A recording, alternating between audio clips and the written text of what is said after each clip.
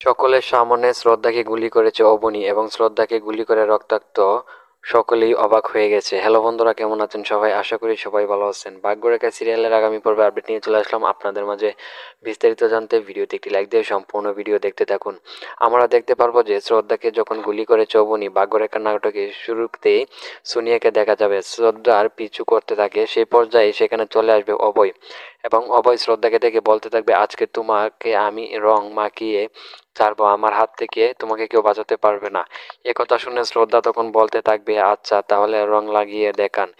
একথা বলেই শ্রদ্ধা সেখান থেকে চলে যাবে আর অভয় শ্রদ্ধার কিছু পিছু পিছু যেতে থাকবে। আর সেখানে শ্রদ্ধা এবং অভয়ের মধ্যে সুন্দর একটা মুহূর্ত হবে।